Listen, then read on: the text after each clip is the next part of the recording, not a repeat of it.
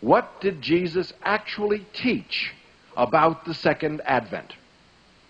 That's the only way to get at the bottom line. And that's what all the church fathers looked at. That's what the reformers looked at. That's what all of the great theologians and thinkers in the history of the church looked at. The first question all of them asked was, what did Jesus say? And I want to go to Christ's statement on the subject because that's the clearest of all. In the 24th chapter of the Gospel according to Matthew, the Lord Jesus Christ very specifically made some observations in response to a question that was asked him. Jesus went out and departed from the temple, and his disciples came to him to show him the buildings of the temple. Jesus said, "Do you not see all these things? I tell you that there shall not be left here one stone upon another, which shall not be cast down." As he sat upon the Mount of Olives, the disciples came to him privately, saying, "Tell us, when shall these things be?" Now notice the question, verse 3, very important. When will the temple be destroyed, and what will be the sign of your coming? Anybody have any difficulty understanding the question? It's very direct and very simple. What is the sign of your coming? How will we know? Jesus answered, "Take heed that no one deceive you, for many will come in my name, saying, 'I am Christ.' They shall deceive many. You will hear of wars and rumors of wars. Do not be troubled, for all these things must come to pass. The end is not yet. Nation shall rise against nation, kingdom against kingdom, and there shall be famines and pestilence and earthquakes in peculiar places. And these are the beginnings of sorrows. Then they shall deliver you up to be afflicted. They shall kill you. You shall be hated by all nations for my name's sake. Then many shall be offended. Many shall betray one another, and they shall hate one another. Many false prophets shall rise and shall deceive many. And because iniquity shall abound, the love of many will grow cold. But he that endures to the end, the same will be delivered.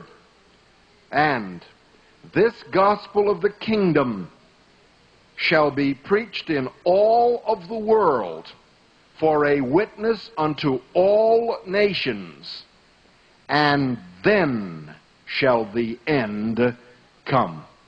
He set the perimeter. The gospel must be preached in all nations to all peoples.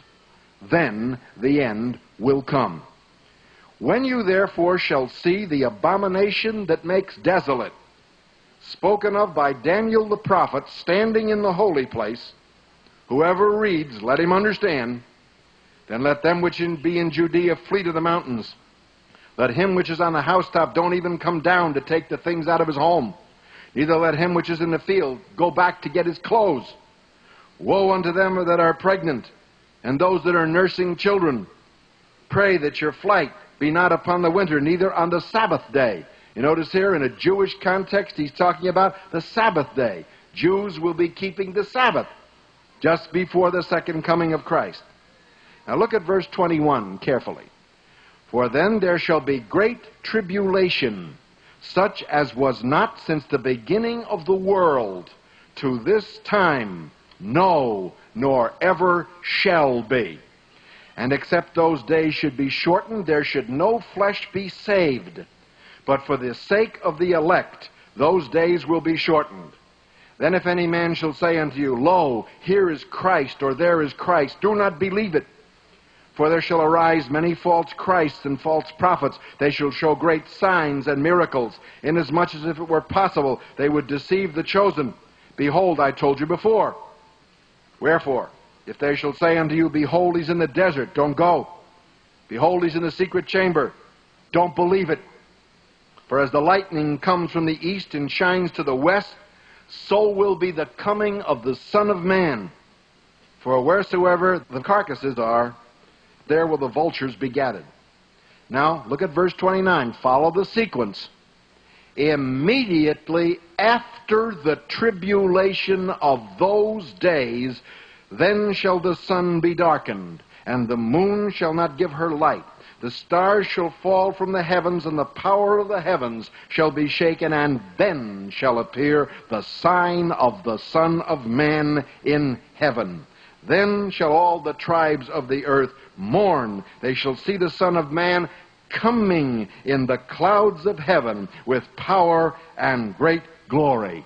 And he shall send his angels with a great sound of a trumpet. They shall gather together his elect from the four winds, from one end of heaven unto the other. Verse 36. But of that day and hour no man knows, not the angels of heaven, but my Father alone. He goes on to describe it as the days of Noah, verse 37. He talks about two in the field, one taken, the other left. Watch therefore, verse 42. For you do not know what hour your Lord is coming. Verse 44. Therefore be you also ready, for in such an hour as you think not, the Son of Man is coming. Now, I have read this in context just so you would get the full impact of what he was saying. Jesus said, after the tribulation of those days, I will come again. He describes the wars, the rumors of wars, persecution, famine, all of the horrors that are the beginning.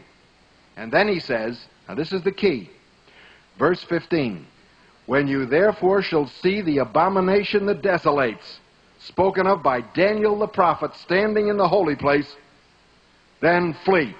Now we have some time frame. Jesus said, when you see the abomination that desolates in the temple, then you know that my return is near. What is the abomination that makes desolate? What is it that will sit in the temple? Well, since Jesus said it, let's follow him to his logical conclusion. He said, spoken of by Daniel the prophet. Keep your finger in Matthew 24 and go back to the book of Daniel, chapter 9. Gabriel gives a vision to Daniel, the 70 weeks. And he tells him the things that are going to happen. Daniel 9:24. 70 weeks are determined upon thy people and upon thy holy city, to finish the transgression, to make an end of sins, to make reconciliation for iniquity, to bring in everlasting righteousness, to seal up the vision and prophecy, and to anoint the most holy place. Know therefore and understand that from the going forth of the commandment to restore and to build Jerusalem to Messiah the Prince shall be 69 weeks. And 62 weeks Messiah shall be cut off, but not for himself. And the people of the prince that shall come will destroy the city and the sanctuary, and the end thereof shall be with flood, and the end of the war desolations are determined. What will happen? Messiah the Prince will come after 489 years from the command to rebuild Jerusalem. We now know from the discovery of the Elephantine papyri in Egypt and the calendar of the Jews that the time for the command to rebuild Jerusalem was the spring of 457 BC. If you go from 457, 489 years, you will arrive at 27 AD, and then you will arrive at the crucifixion of Jesus Christ 3½ years later.